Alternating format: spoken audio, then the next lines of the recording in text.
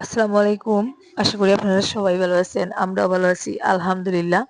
সুখ দুঃখে সংসারের আরো একটা নতুন ভিডিওতে আপনাদেরকে আরো একবার স্বাগত জানিয়ে আবারও আরেকটা নতুন দিনের কাজকর্ম নিয়ে চলে এলাম। আজকে আমার সবজির বাগান থেকে ভিডিওটা শুরু করলাম। এটা হচ্ছে আমার নতুন সবজি বাগান, যেখানে আমি ফুলকপি, বাঁধাকপি এবং টমেটো চাষ করেছি, বেগুন চাষ করেছি। তো দেখুন এখানে আমার বাঁধাকপিগুলো মাশাআল্লাহ প্রায় আধা কেজি ওজনের থেকেও বেশি ওজনের এক একটা হয়েছে। বৃষ্টি শুরু হওয়ার আগে ফুলকপিগুলো উঠিয়ে খাওয়া হয়ে গেছে, আর কিছু বাঁধাকপিও খাওয়া হয়েছে। মাঝে মধ্যে ইফতারের সময় নিয়ে পকোড়া করা হয়। তো আজকে আমি একসাথে ৩-৪টা বাঁধাকপি তুলবো। এখানে একটা বাঁধাকপির ওজন প্রায় আধা কেজি বা আধা কেজির থেকে একটু বেশি, ওরকম। মানে আধা কেজির থেকে বেশি, সবকটা বাঁধাকপির ওজন আধা কেজির থেকে বেশি হবে, প্রায় ১ কেজির কাছাকাছি আর কি। তো যাই হোক, আমি ৩টা তুলে নিলাম। এখন আরো একটা তুলতেছি, কারণ আমাদের বাসায় একটা প্রোগ্রাম আছে। তো ওই প্রোগ্রামে আমার কিছু বাঁধাকপির প্রয়োজন হতো পাকোড়া করার জন্য। তো যার জন্য ভাবলাম বাসায় যেহেতু বাঁধাকপি আছে, বাজার থেকে আর কেনার প্রয়োজন নেই। তো আজকে ওখান থেকে বেশি বেশি একটু বড় দেখে ৪-৫টা বাঁধাকপি কেটে নিচ্ছি। আর শুধু বাঁধাকপি নয়, আজকে আমার সবজি বাগান থেকে আরো কিছু সবজি তুলবো। তো কি কি তুলি দেখা যাক। এখানে দেখুন আমি টমেটো লাগিয়েছিলাম, যত্ন ছাড়া টমেটো হয়েছে। সবকটা টমেটোর গাছ মাটিতে শুয়ে পড়ছে, কারণ টমেটোর গাছে কোনো সাপোর্ট দেওয়া হয় নাই। তো মাটিতে শুয়ে শুয়ে টমেটো হয়েছে। এখন মাশাআল্লাহ টমেটো পাকা শুরু করছে। দেখুন ১-২টা টমেটো পাকতে শুরু করছে। তো তার মধ্যে থেকে যেগুলো পেকে গেছে ওগুলো আমি পেরে নিচ্ছি। আমার কিছু টমেটোও লাগবে আগামীকালকে প্রোগ্রামের জন্য। তো বাজার থেকে কেনার প্রয়োজন পড়বে না, আমার গাছ থেকে যেগুলো পারবো ওগুলোতেই হয়ে যাবে। কারণ টমেটো আমি শুধুমাত্র ছোলা ভুনাতেই ইউজ করি। এবছর আমি রেস্টুরেন্টটা যেহেতু ওপেন করেছিলাম, রেস্টুরেন্টের কারণে আমার সবজি বাগানে একেবারে সময় দিতে পারি না। মানে জাস্ট গাছগুলো লাগিয়ে রাখছিলাম। আর এই যে দেখুন একটা টমেটো পচেও গেছে। তো এই যে দেখুন এখানে আমি কয়েকটা টমেটো পারছি, আর আরো মনে হয় কিছুটা আছে, পেরে নিব। ওইদিকে দেখুন আমার মিষ্টি কুমড়ার গাছে ছোট একটা মিষ্টি কুমড়াও আছে। ২টা ছিল, একটা কিছুদিন আগে পেরে নিয়ে বাজি করে খেয়েছিলাম খোসা সহ, আর আজকে একটা রয়েছে, ওইটাই পেরে নিলাম। মিষ্টি কুমড়া ছোট থাকা অবস্থায় খোসা সহ কাঁচামরিচ দিয়ে বাজি করে খেতে খুব ভালো লাগে। তো দেখুন আজকে আমার সবজি বাগান থেকে অনেকগুলো সবজি তুলছি, টমেটো, মিষ্টি কুমড়া, তারপরে বাঁধাকপি। তো বেগুনও পারার কথা ছিল, কিন্তু লেট হয়ে যাচ্ছে, যার জন্য বেগুনটা আগামী কালকে পারবো। আমার বারান্দার সিঁড়ির একেবারে পাশে আমি ২টা বাগান বিলাস রাখছি। তো এই বাগান বিলাসের গাছটা দেখুন অনেক সুন্দর, যদিও কালারটা অতটা চোখ জোড়ায় না, তবে কালারটা আমার কাছে বেশ ইউনিক লাগছে। তো আমার এই গাছটা এত ভালো লাগে, ঘর থেকে বাইরে বেরিয়ে গাছটার কাছে আসি, মানে একটু আদর করার চেষ্টা করি। অনেক সুন্দর এই গাছটা, তবে আরিয়ানের বাবার পছন্দ নয়। আরিয়ানের বাবা বারবার বলেন যে কালারটা একটু অন্যরকম আনলেই তো ভালো হতো। গতকালকে আমাদের এদিকে প্রথম বৃষ্টি হয়েছে, গত পরশু রাত থেকে। তো আজকেও সকালে বৃষ্টি হয়েছে। এখন দেখুন দুপুর ১২টা, সরি ১২টা না, ১২:৩০, ১২:৩০টার দিকে আমরা রেডি হয়ে বাড়ি থেকে বেরিয়েছি। আজকে এক জায়গায় যেতে হবে। তো কোথায় যাচ্ছি সেটা তো অবশ্যই আপনারা ভিডিওতে দেখতে পাবেন। তো এখানে দেখুন গাড়ি থামানো আছে, আমার সাথে আমার ভাগ্নি নুসরত, তারপরে আমার দেবরের ছেলে। তো ওরাও যাওয়ার জন্য বায়না ধরলো, ওদেরকেও সাথে নিয়ে নিলাম। তো দেখুন কিছুটা রাস্তা এসে আমাদের গাড়িটা মানে কাদার মধ্যে আর কি একেবারে আটকে গেছে। তো যাই হোক কোনো মতে গাড়িটা উঠিয়ে এখন আমরা রওনা দিয়ে দিয়েছি। আজকে আমরা যাব কটামনির যোগীছড়ায়, যেখানে আমি গত কয়েকদিনে অনেকবার গেছি, চাইতে না চাইতেও গেছি। তো আজকে আবারও যাচ্ছি, যেটা হয়তো আপনারা এই আশেপাশের ভাঙ্গা ঘর বাড়ির অবস্থা দেখেই বুঝতে পারতেছেন। তো গত কালকে থেকে বৃষ্টি হচ্ছে, খুব বৃষ্টি, সাথে ঝড় তুফান। মানে ওই মানুষগুলোর জন্য চিন্তা হচ্ছিল যে ওরা কি করবে, যেহেতু ওরা নদীর চরে ছিল। তো যাই হোক, যাওয়ার পথে ওখানে আরেকটা চরে আরো কয়েকজন মানুষ ছিলেন। ওদেরকে দেখতে না পেয়ে গাড়ি থেকে নেমে একটু হেঁটে হেঁটে দেখলাম ওরা এখানে নেই। তো এখানে দেখলাম একটাও পরিবার নেই, ওরা জানি না অন্য কোথাও হয়তো চলে গেছে, নদীতে পানি বেড়ে গেছে। তো আমরা ওই নদীর চরে চলে আসছি যেখানে আমাদের আসার কথা ছিল। তো ওখানে আসতে না আসতে আবার দেখুন অনেক বৃষ্টি শুরু হয়েছিল। গাড়িতে বসে অনেকক্ষণ অপেক্ষা করলাম, বৃষ্টি থামলো শেষমেশ, আমরা এখন নামলাম। তো এখানে আসার পরে এই যে অনেকগুলো বাচ্চা কাচ্চা আছে যাদের ঘরবাড়ি ভাঙ্গা হয়েছে, ওখানে অনেকগুলো বাচ্চা কাচ্চা নদীর চরে থাকে। তো তারা মানে মুখের দিকে হাতের দিকে হা করে তাকিয়ে থাকে, মায়া লাগে। তো আসার সময় আমি 200 টাকার চিপস কিনে আনছি বাচ্চাদেরকে দেওয়ার জন্য, আমার পার্সোনালি আর কি আহ বাচ্চাগুলোর জন্য আনছি, কারণ সব সময় ওদের জন্য কিছু আনা হয় না। তো আরিয়ান, নুসরত আর হচ্ছে আরিয়ানের চাচাতো ভাই আফজল, ওরা ওদেরকে বন্টন করে দিচ্ছে। তো এই যে দেখুন আমরা এখন ঘর বাড়িগুলো খুঁজে পাচ্ছি না, কারণ নদীর চরে যে ঘরবাড়িগুলো ছিল যেখানে আমরা বারবার আসছিলাম, একজন মহিলাকে আমি হেল্পের টাকাও দিয়েছিলাম। তো দেখতে পাচ্ছেন এখন ওই জায়গাটা ফাঁকা, ওখানে কিন্তু ওদের ঘরবাড়ি ছিল। তো গত কালকে থেকে যেহেতু বৃষ্টি শুরু হয়েছে, তাই ওরা এখন ওখান থেকে ঘর ভেঙে, বৃষ্টির কারণে অনেকের ঘর ভেঙে গেছে, পানি উঠে গেছে।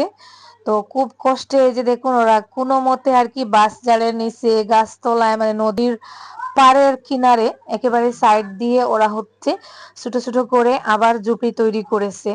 এই মানুষগুলোর কষ্টের কথা কি বলবো, এখানে আসার পরে ওদের সিচুয়েশন দেখে জীবনের উপর মানে নিজের জীবনের উপর আর কোনো অভিযোগ থাকে না।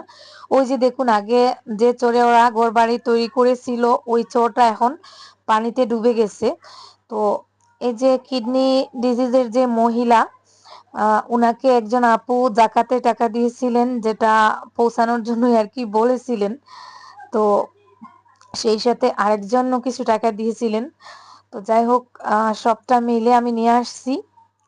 এখন ওই মহিলার হাতে আমি টাকাগুলো দিচ্ছি, কারণ উনি টাকা গুনতে পারেন না, মানে উনি 3টা টাকাও একসাথে গুনতে পারেন না। আমি যেহেতু ক্যামেরাম্যান আনি নাই, মানে আমার সাথে জুবাইর ছিল না, আর যেহেতু মহিলাদের গড় ঝুপড়ির ভেতর আরিয়ানের বাবাও ঢুকেন নাই, তো আমি টাকাগুলো গুনে গুনে ওই মহিলার হাতে দিচ্ছিলাম আর হাসছিলাম, মানে উনি 2টা টাকাও একসাথে গুনতে পারেন না। তো যাই হোক, ওই মহিলার একদিন ডাক্তার দেখানো হয়েছে, ডাক্তার ওনার কিডনির আর কি অপারেশন করতে বলছেন। তো অপারেশনটা তো এই মুহূর্তে হবে না, তো চিকিৎসা চলছে, দেখা যাক কি হয়। এই যে দেখুন ওনার গোড়ের অবস্থা, কি বলবো, ওখান থেকে ঝুপড়িটা ভেঙে এখানে এনে আর কি কোনো মতে তৈরি করা হয়েছে। এই যে দেখুন, সেদিন আমি কিছু টাকা দিয়েছিলাম, ওই টাকা থেকে মনে হয় কাউকে কোনো একজন লোক লাগিয়ে আর কি ওই মহিলা দেখুন এখানে ছোট একটা ঝুপড়ি নদীর পাড়ের মধ্যে করছেন। তো কি একটা অবস্থা, বাইরে বৃষ্টি, নদীর পাড়ে কোনো মতে বসে আছেন, ফ্লাড হলে কিন্তু এই জায়গাটাও পানির নিচে ডুবে যাবে। তো যাই হোক, মহিলার ঝুপড়িতে বসলাম অনেকক্ষণ, বসে ওনার টাকাটা ওনার হাতে সমঝে দিলাম। টাকাগুলো সমঝে দিয়ে তারপরে ওনার সাথে একটু গল্প করে বাইরের দিকে বের হব, বাইরের দিকে বেরিয়ে বাকিদের কি অবস্থা সেটা একটু ঘুরে ঘুরে দেখবো। তো যাই হোক, এই যে দেখুন অবস্থা, নিচ থেকে ঝুপড়িগুলো ভেঙে ওরা উপরে এনে আর কি নদীর পাড়ের সাইড কেটে কেটে ওরকম করে ছোট ছোট ঝুপড়ি তৈরি করেছে। এই যে দেখুন একটা, আমার সামনে আরেকটা দেখতে পাচ্ছেন। তো এখানে এইভাবে আর কি নদীর সাইড দিয়ে ওরা ঝুপড়ি তৈরি করেছে, কারণ উপরে ফাঁকা জমি আছে, ওখানে ওদেরকে ঘর তৈরি করতে দেয় না, একজন নাকি ঘর তৈরি করে নিয়েছিলেন। তো ওখানকার পুলিশ যারা, ওরা এসে ঘরটা ভেঙে দিয়েছেন।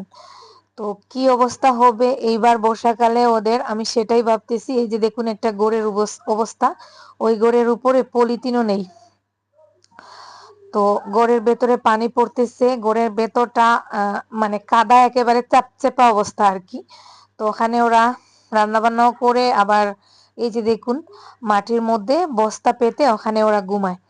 তো কি একটা অবস্থা, জাস্ট আপনারা ঘরগুলো দেখে মানে আইডিয়া করুন কতটা খারাপ অবস্থায় ওরা আছে। তো এখানে যাদের হয়তো বাইরে কোথাও রিলেটিভ ছিল, কয়েকটা পরিবার তাদের রিলেটিভদের কাছে চলে গেছে, আর যারা একেবারে অসহায় তারাই আর কি এখানে পড়ে রয়েছে।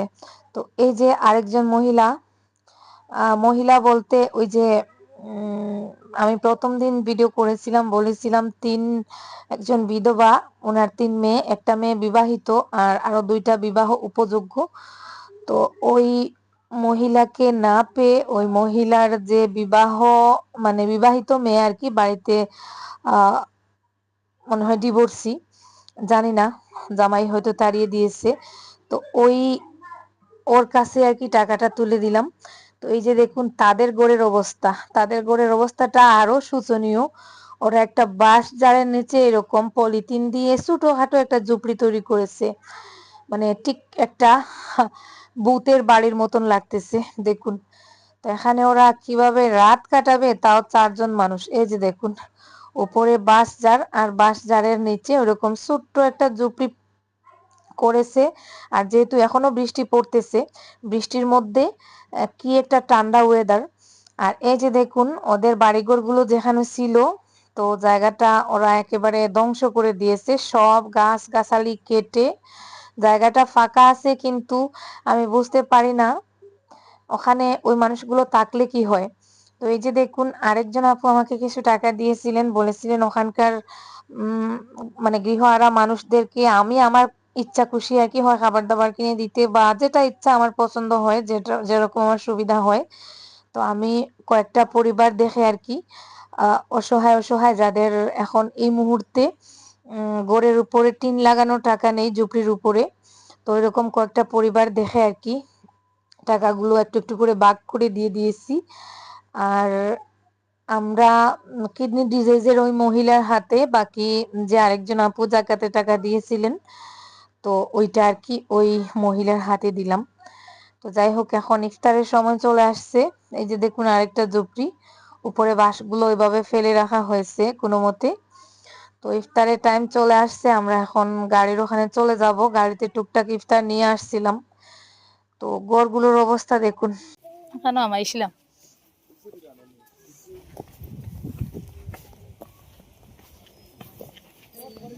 খালি মাছ খাওয়া আন রইছে।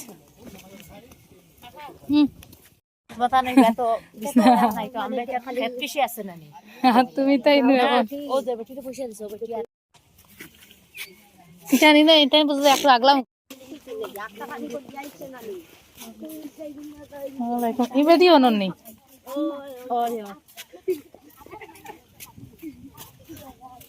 তো জাস্ট ঝুপড়িগুলো আপনারা দেখুন, এইরকম একটা ঝুপড়িতে ওরা ৩ জন ৪ জন ৫ জন করে থাকতেছে। তার মধ্যে আবার পুরুষ মহিলা, মানে ধরো এক ঘরে ভাই বোন আছে, তো সবাই মা বাবা সবাই এই একটা ঝুপড়িতে আর কি রাত কাটাচ্ছে, দিন কাটাচ্ছে। তো ওদেরকে দেখার পর আমরা যে আমাদের জীবন নিয়ে কত অভিযোগ, সেই অভিযোগগুলো আসলে চলে যায়। ঝড় তুফানের মধ্যে এরকম একটা অবস্থা। তো যাই হোক গতকালকে আমাদের বাসায় ছোটখাটো একটা ইফতারের আয়োজন করা হয়েছিল। ওই ইফতারের জন্য আর কি বিকালে একটু বাজার করতে হয়েছে। তো আমি জুবাইরকে নিয়ে চলে যাচ্ছি একটু বাজারে। আমার হাজবেন্ডের তরফ থেকে আর কি ইফতারের মাহফিলের আয়োজনটা করা হয়েছিল।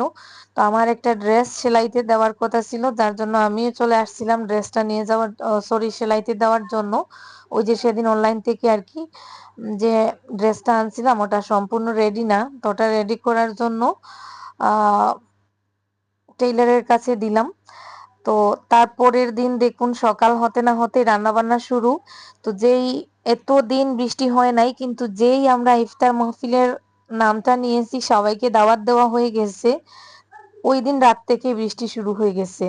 তো কি আর করার, অনেকজনকে দাওয়াত দেওয়া হয়ে গেছে, করার কিছু নেই। বৃষ্টির মধ্যে মানে কি একটা বিপদে পড়ছিলাম, যে এত বৃষ্টি ঘর থেকে বের হওয়া যাচ্ছে না, ওইরকম সিচুয়েশনে মানে খাবার দাবারও যে রেডি করব সাহস পাচ্ছিলাম না, যদি পরে দাওয়াতি যারা তারা যদি আসতে না পারে। তো আবার ২-৩ জন হুজুরকেও বলা হয়েছে। তো যাই হোক আমি খুব টেনশনে ছিলাম যে যদি খাবার দাবার রেডি না করি আর হঠাৎ করে যদি বিকালে বৃষ্টি থেমে যায় আর কয়েকজন চলে আসেন, তাহলে কি করব। তো যাই হোক সেই অনুযায়ী আর কি আমি একটা আন্দাজ করে খাবার দাবারের আয়োজন করছিলাম। আমাদের এদিকে এখন প্রত্যেকটা স্কুলে ইফতার পার্টি করা হয়, টিচারদেরকে আর কি ইফতার পার্টি ইফতার খাওয়ানো হয়, করানো হয়। তো আমাদের স্কুলে এখনো হয় নাই। আরিয়ানের বাবা অনেকদিন থেকে বলতেছেন যে আমি কিছু খাবার দাবার কিনে এনে দেই আর একটা দিন অন্তত কয়েক টিচারদেরকে আর আশেপাশের কয়েকজনকে আর কি যাদেরকে বলতেই হবে সম্পর্কিত তাদেরকে ইফতার করাবেন। তো যাই হোক ফাইনালি দেখুন আমাদের কাজকর্ম চলতেছে। আমাদের এই অঞ্চলে মানে ইফতারের মাস্ট খাবার যেটা সেটা হচ্ছে খিচুড়ি। তো খিচুড়িটাও করতে হচ্ছে যার জন্য আমি আমার বড় একটা ডেকচিতে খিচুড়ি বসিয়েছি, ছোলা ভুনা করছি আর হচ্ছে পাকোড়া করছি, পেঁয়াজও করছি আর সেই সাথে কাঁচা ছোলা পেঁয়াজ কাঁচামরিচ দিয়ে আর কি মাখছি আর সেই সাথে কিছু ফলমূল ওইসব। তো যাই হোক আমাদের সবকিছু রেডি করা হয়ে গেছে, এখন বাজে বিকাল ৩টা। তো এদিকে আমার বাগ্নি হাসনা ও আমাকে একটু হেল্প করতেছে মানে কাটাকাটি রান্না বান্না, তারপরে এখন প্লেটগুলো সাজাতে হবে ওগুলোতেও আমাকে একটু হেল্প করবে। তো এই যে দেখুন প্লেটগুলো এখানে প্রথমে আমাদের বড় খাটটার উপরে সাজিয়ে রাখা হচ্ছে, 1 প্লেট আনা হয়েছে। তো এখানে প্রায় ৪০-৪২ জন আর কি মানুষের জন্য ইফতারের আয়োজন করা হবে। তো এখানে যা যা ফল ছিল ১ পিস ১ পিস ২ পিস করে আর কি যেটা যেটা একটা একটা করে আমি প্লেটে দিচ্ছি, কারণ পরে হয়তো আবার একটাতে যদি আপেল দেই আঙ্গুর দিব না ওরকম ভুল হয় তাড়াহুড়োতে। তো এদিকে জুবাইর তরমুজ দিচ্ছি, আমি আপেল দিচ্ছি, মালটা দিচ্ছি। তো যা যা আর কি আমরা আয়োজন করতে পারছি, যা যা আরিয়ানের বাবা কিনে আনছেন ওইটাই দিয়েই আর কি ইফতার মাহফিলটার আয়োজন করা হচ্ছে। তো বিকালের দিকে তেমন একটা তাড়াহুড়ো লাগে নাই, শেষের দিকে একটু তাড়াহুড়ো হয়েছিল কারণ আমি সকাল থেকে যেহেতু রান্নাবান্না কাজে লেগে পড়ছিলাম। তো এই যে দেখুন খিচুড়ি এখনো মনে হয় ছোলা ভুনাটা দেওয়া হয় নাই, ছোলা ভুনাটা বাকি আছে। মানে ১-২টা প্লেটে আর কি যা যা দেওয়া হয়েছে সেটাই আপনাদেরকে দেখালাম। পুরো প্লেটগুলো আমি আর ভিডিও করে দেখাতে পারি নাই কারণ শেষের দিকে এত তাড়াহুড়া লাগছিল। জুবাইর একদিকে দৌড়াচ্ছে আমি একদিকে। তো যাই হোক মাগরিবের টাইম হয়ে গেছে, দেখুন ইফতার শেষ করে সবাই চলে গেছেন, এখন জুবাইর প্লেটগুলো এটো প্লেটগুলো আর কি জমাচ্ছে ফেলে দেওয়ার জন্য। তো বাইরে এখানে পুরুষরা বসে খেয়েছেন আর ভেতরে আমাদের স্কুলের ম্যাডাম যারা আমরা আর সেই সাথে হুজুর যাদেরকে আনা হয়েছিল ওনাদেরকে আর কি ঘরের মধ্যে জুবাইরের রুমের মধ্যে খাওয়ানো হয়েছে। তো যাই হোক আলহামদুলিল্লাহ সবকিছু সুস্থভাবে সম্পন্ন হয়েছে। আর এদিকে দেখুন ওনারা এখনো ইফতার চালিয়ে যাচ্ছেন। সবার ইফতার শেষ হয়ে মাগরিবের নামাজ শেষ হয়ে গেছে, কিন্তু এই যে দেখুন আরিয়ান আর তার চাচাতো ভাই আর শারমিন ওরা বসে বসে শেখ হাসিনা আর নরেন্দ্র মোদীর গল্প বলতেছে। তো ইফতার মাহফিলে বসে বসে ওরা খাচ্ছে আর বড় বড় সম্মানীয় ব্যক্তি নরেন্দ্র মোদী এবং হাসিনা ওদের বিষয়ে আলোচনা করতেছে, মানে শেখ হাসিনা বাংলাদেশের প্রধানমন্ত্রী, এক্স প্রধানমন্ত্রী। তো যাই হোক আজকের মতো এই পর্যন্ত, সবাই ভালো থাকুন, আল্লাহ হাফেজ, আসসালামু আলাইকুম।